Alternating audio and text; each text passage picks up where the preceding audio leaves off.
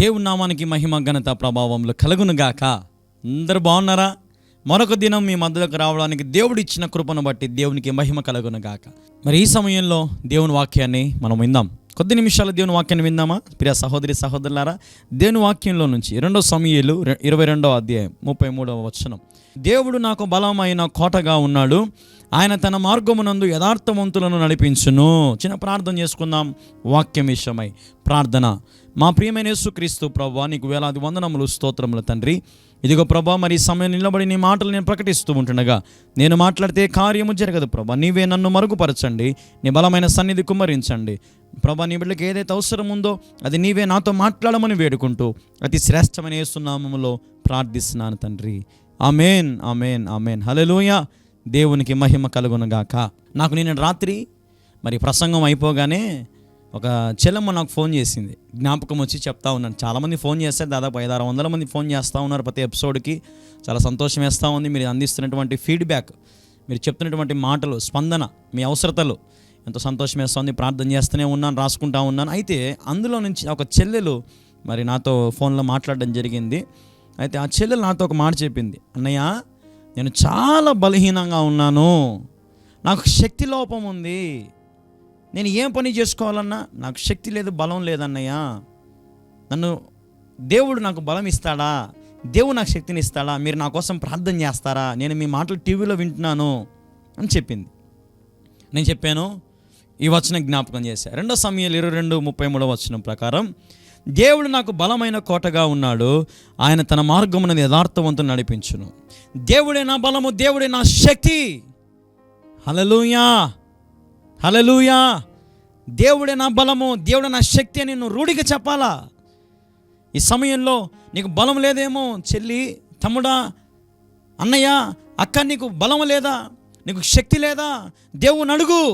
దేవుడు నీకు బలమునివ్వాలని ఆశపడతా ఉన్నాడు. హల్లెలూయా. దేవుని పిల్లలారా, ఇక్కడ అంటున్నాడు, నాకు బలమైన కోటగా ఉన్నాడు. కోటలు మీరు చూసారా? కోటలకు ఒక ప్రాకారం ఉంటుంది, బలమైన ప్రాకారం. పెద్ద పెద్ద రాళ్ళతో దాన్ని కట్టి మరి పెద్ద దాదాపు 20-30 అడుగుల హైట్లో ఉంటాయి కోట ప్రాకారాలు. శత్రువులు అటుపక్క నుంచి ఇటుపక్కకు రావాలని చాలా కష్టం. చిన్న చిన్న రంధ్రాల్లోంచి బాణాలు వేస్తూ ఉంటారు సైనికులు కదా. ఎంత పటిష్టంగా కడతారండి కోట ప్రాకారాన్ని కానీ కదా. ఈరోజు మన దేవుని బలమును మనం పొందుకుంటే, దేవుని శక్తిని మనం పొందుకుంటే, అలాంటి కంటే ఇంకా దృఢమైన బలము, దృఢమైన శక్తి నా దేవునికి ఇవ్వబోతా ఉన్నాడు. గట్టిగా దేవునికి మహిమ చెప్దాం. హల్లెలూయా. దేవునికి మహిమ కలుగునుగాక. దేవుని పిల్లలారా, చూడండి 34వ వచనం కూడా చదివితే, ఆయన నా కాళ్ళను జింక కాళ్ళ వలె చేయును, ఎత్తైన స్థలముల మీద నన్ను నిలుపును. ఆమేన్. ఆయన నీ కాళ్ళను జింక కాళ్ళ వలె చేయాలని ఆశపడతా ఉన్నాడు. జింక ఎలా పరిగెత్తుతుందండి? ఇక్కడ ఎగిరితే చెంగమని ఒక దగ్గర ఒక 20 అడుగుల దూరంలో ఎగిరి పడుతుంది. అది ఒక జింక అంత పవర్ఫుల్గా మరి జంప్ చేయగలదు, ఎగరగలదు. అది ఈరోజు నీవు కూడా ఎగరలేకపోతున్నావా? చాలామంది, అన్నయ్య నాకు మోకాలు నొప్పులు అన్నయ్య ప్రార్థన చేయన్నయ్య అని ఫోన్లు చేస్తూ ఉంటారు. అన్నయ్య నడుము నొప్పులు అన్నయ్య నాకు ప్రార్థన చేయన్నయ్య, అన్నయ్య బలహీనంగా ఉన్నదన్నయ్య ప్రార్థన చేయన్నయ్య, అన్నయ్య నిద్ర రావట్లేదు అన్నయ్య ప్రార్థన చేయన్నయ్య, అన్నయ్య నాకు జ్వరం వస్తుంది అన్నయ్య, ప్లేట్లెట్స్ తగ్గాయి అన్నయ్య, క్యాన్సర్ అన్నయ్య, థైరాయిడ్ అన్నయ్య, నాకు పలానా హార్ట్ అటాక్, పలానా HIV ఉంది, పలానా క్యాన్సర్ ఉంది, పలానా రోగం ఉంది, పలానా సమస్య ఉంది అని రోజు ఫోన్లు వస్తూనే ఉంటాయి. పొద్దున్న నుంచి సాయంత్రం దాకా లెక్కేసుకుని దగ్గర ఒక 500-600 ఫోన్లు వస్తూ ఉన్నాయి. మాట్లాడుతూనే ఉన్నాను. ఒకవేళ నేను ఏదైనా పరిచయలో ఉంటే మరి నా భార్య కానీ, లేదంటే సంఘంలో ఉన్న సహవాసంలో ఉన్న విశ్వాసులు కానీ మాట్లాడిన తర్వాత నాకు మళ్ళీ తెలియపరుస్తారు రాసిచ్చి. నేను వాటన్నిటి విషయం ఎందుకు ప్రార్థన చేస్తున్నానంటే, దేవుడు నీకు కోటగా ఉండాలని.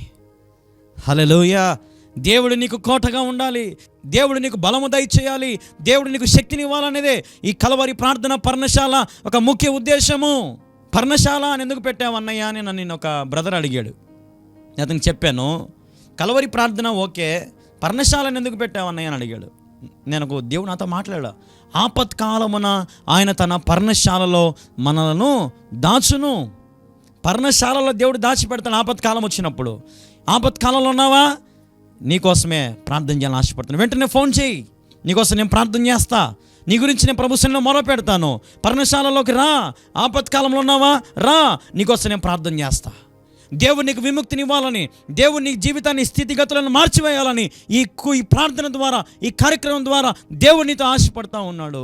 నీ మీద ఆశ కలిగి ఉన్నాడు. నీ ప్రాణాన్ని తృప్తిపరచాలని ఆశ కలిగి ఉన్నాడు. నీ జీవితాన్ని స్థిరపరచాలని ఆశ కలిగి ఉన్నాడు. నీ జీవితాన్ని నూరంతలుగా ఫలింపరితంగా చేయాలని ఆశపడతా ఉన్నాడు నా యేసయ్య. నీ కాళ్ళను దేవుడు జింక కాళ్ళ వల్ల చేయాలని ఆశపడతా ఉన్నాడు నా యేసయ్య. ఎత్తైన స్థలముల మీద నిన్ను నిలబెట్టాలని నా దేవుడు ఆశపడతా ఉన్నాడు.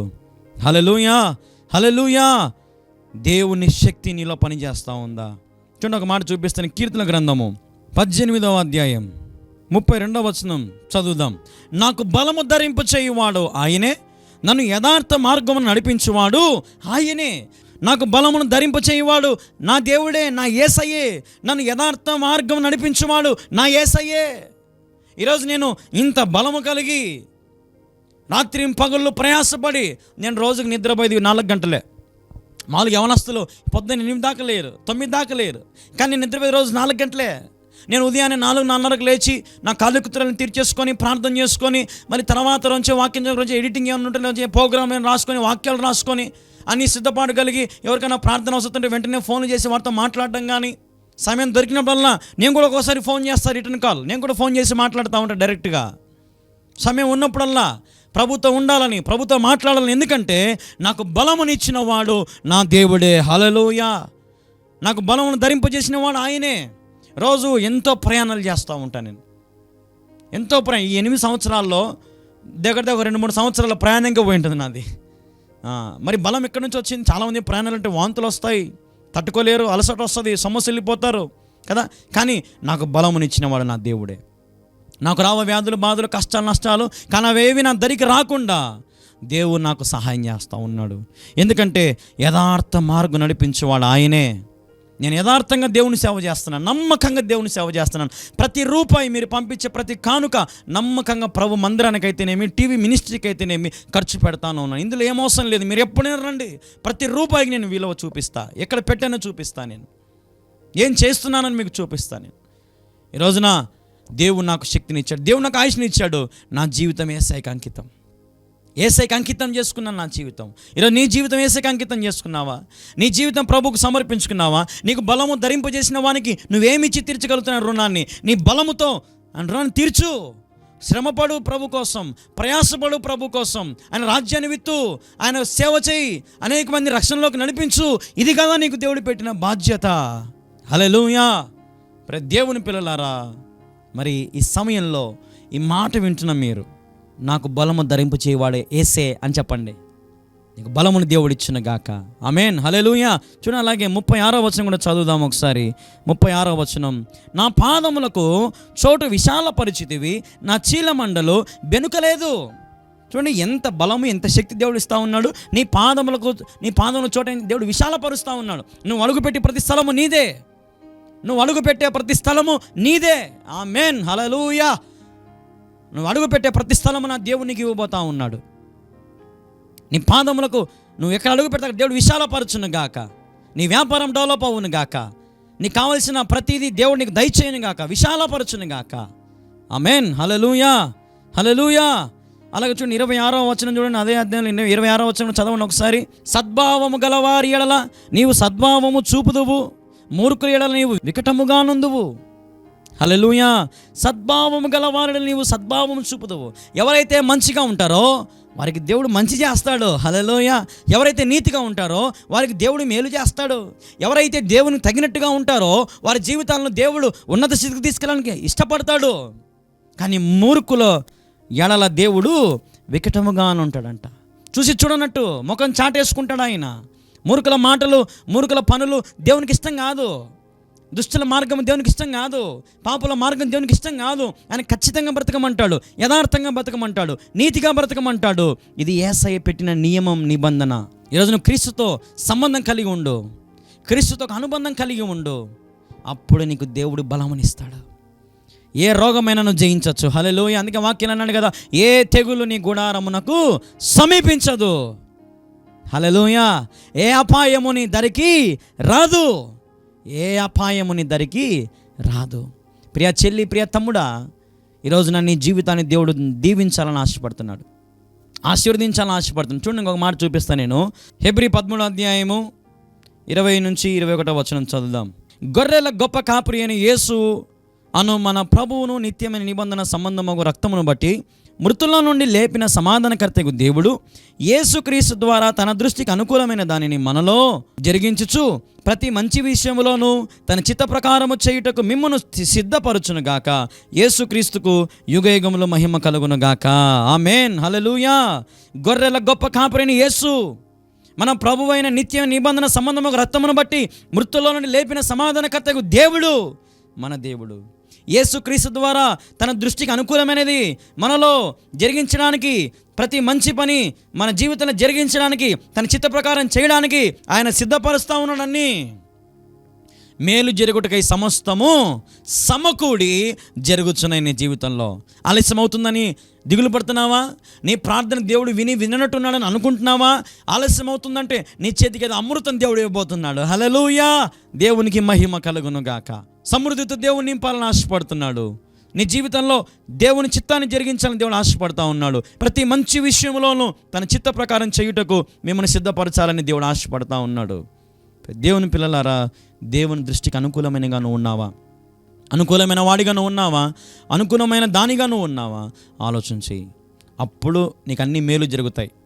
ఇప్పుడు మన ఇంట్లో మన బాబును కానీ పాపను కానీ తీసుకుంటే బాగా మనకు పనికి వాళ్ళకి వారికి కొంచెం ఎక్కువ పెట్టుబడి పెడతాం, డబ్బులు పెడతాం, కొంచెం ఏదైనా కొనిస్తాం.